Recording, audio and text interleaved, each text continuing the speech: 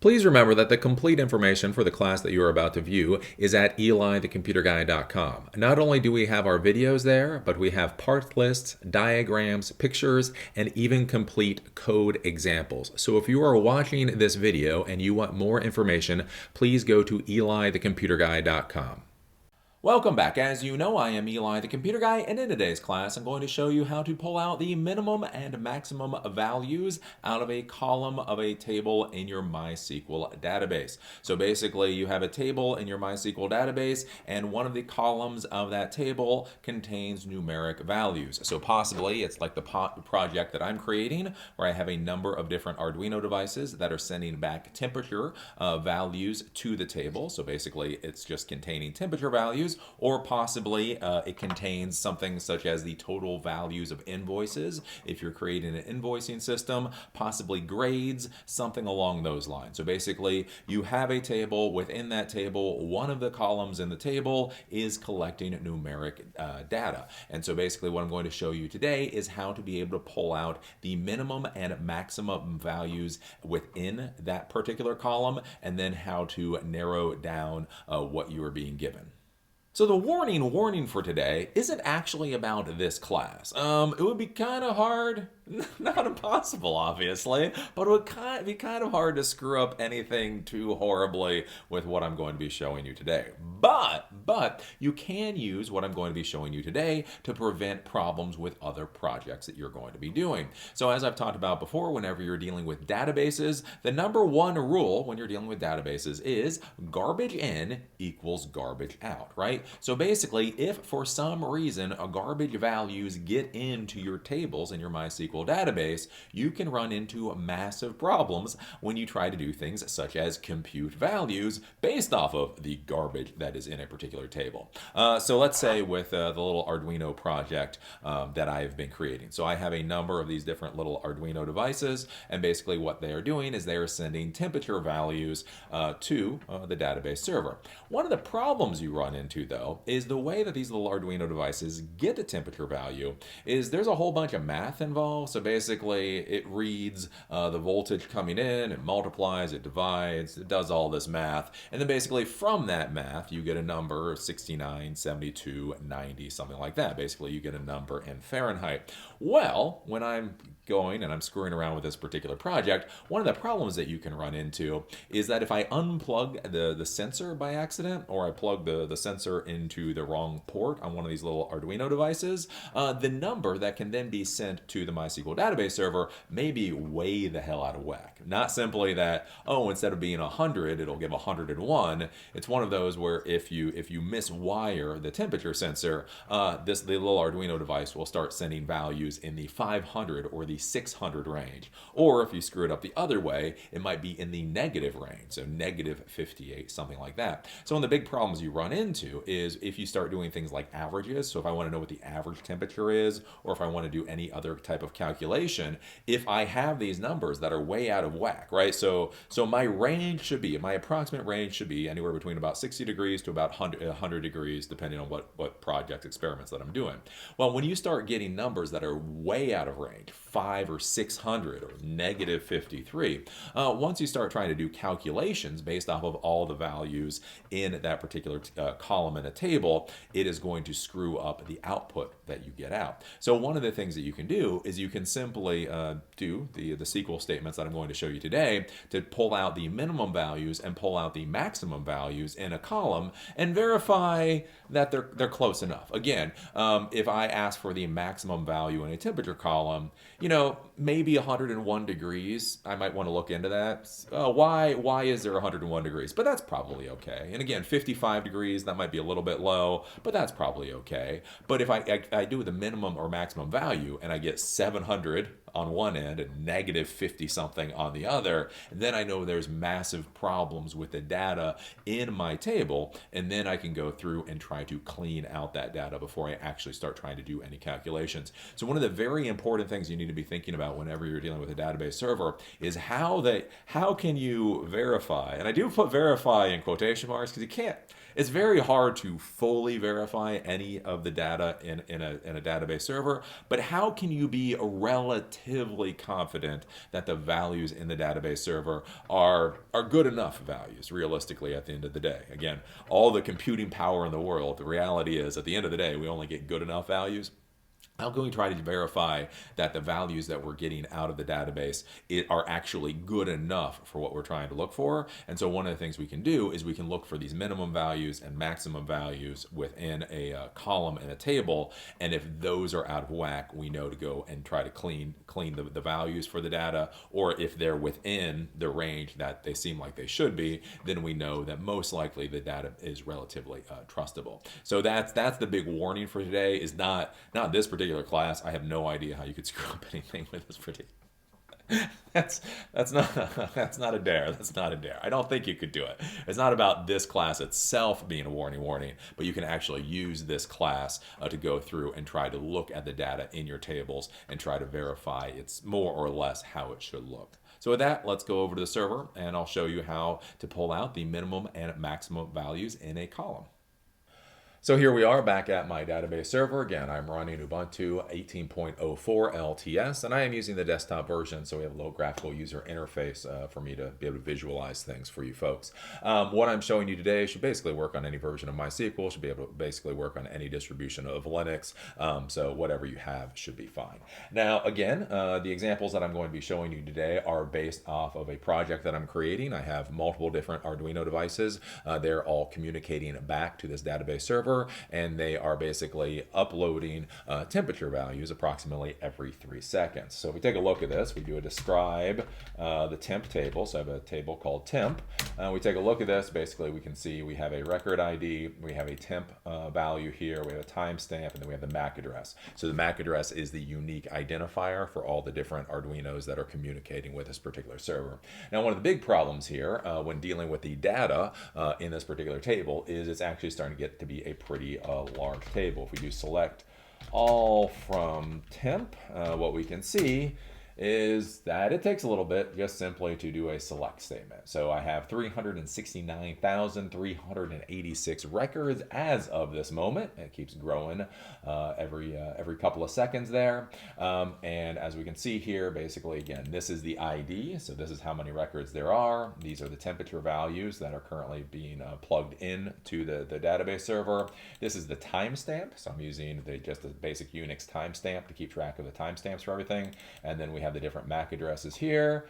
And for whatever reason, I only have one MAC address. That's giving me information right now. But we can see here we have a MAC address here, we have a MAC address here, and if you keep scrolling up, there'll be lots and lots of other MAC addresses. So basically, I have these different Arduino devices all sending back the temperature values to this particular table. So again, when you have 370,000 records, that's obviously not something that's very easy to parse through, take a look at. So one of the things that we can do here is we can just try to see what the minimum and maximum values within the temperature column are. So out of 370,000 records, let's do select, and then we can do min temp, and then from the table temp. So basically, this column here is called temp. And so what we're doing is we're going to say select the minimum temp value. So select the minimum value in this column from this particular table. And so out of 370,000 records, I can simply hit enter, and we can see here that basically I have at least one record that's down at -58. So again, this is supposed to be a temperature tracking system. So this is Maryland, this isn't Alaska, so I should not have a -58 value. Doing the same thing, I can do a select max temp, and I can do from the temp table. So this will give us the maximum value from the temp column, from the temp table, and we hit enter, and we can see again the max temp is 841. So we know if we're going to be doing calculations based off of the values in this particular table, it's going to be pretty screwed up. Now, one of the cool things here is we can actually call multiple of these values. We can call min, max, and even average in the same select. So we can do select, and then I can say min temp.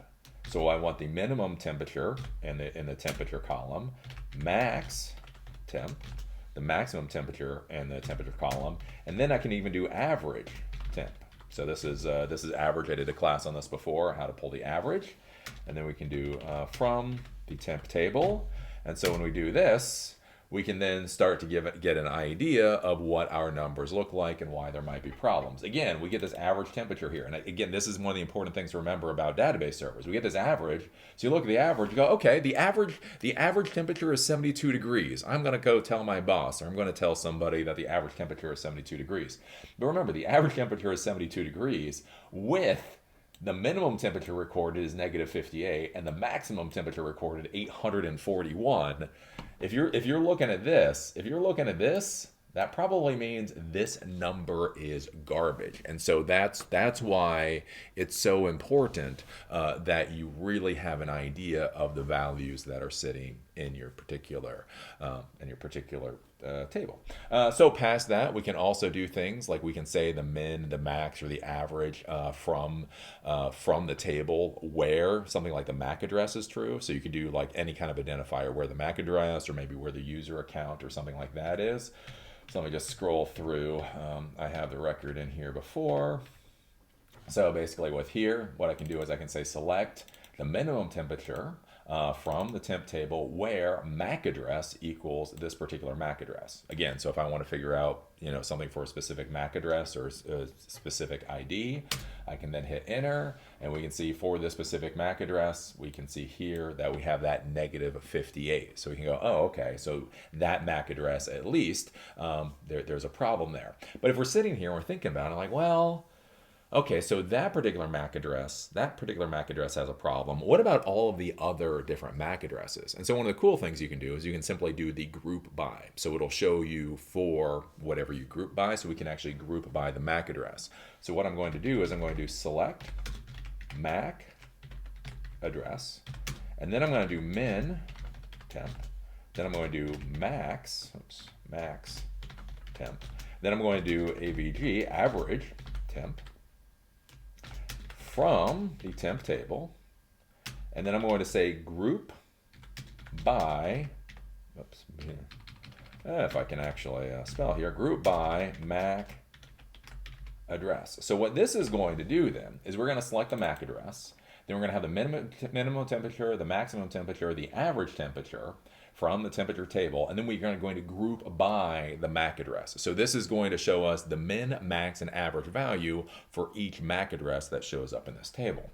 Then we can hit enter. It'll take a second or two, and then this pops out, and so we can take a look here, and we can start to try to get an idea of where there might be problems. So this particular MAC address here, we have a minimum temperature of 59, so that's probably good. So the minimum temperature is probably fine, but then we get a maximum temperature of 557, which gives us an average of 88.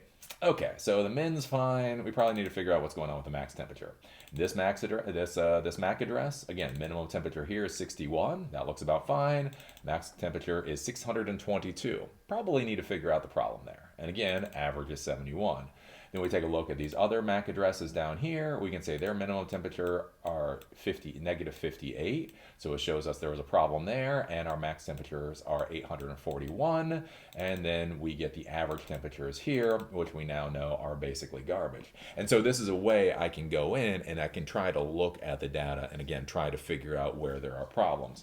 So obviously with this, since I know how the Arduino works, essentially why I'm getting these values that are just off the charts is because when I have a problem with the sensor, again, the value that is sent to the server is way out of whack. And so if I see problems like this is the type of thing where I can then think about the code that I'm creating that's inputting the values into the MySQL server, and I may think about trying to put a limiter there. So if I know that if an Arduino errors out for some reason, if there's an error on the Arduino, it will send numbers that are way out of whack, then one of the things that I may want to do is simply in the code, either in the Arduino code, the PHP, the back end code, I may want to put some kind of filter in there that says if the value is above, let's say 105, and the value is below, let's say 55, then basically do not put that value into the database server. I know values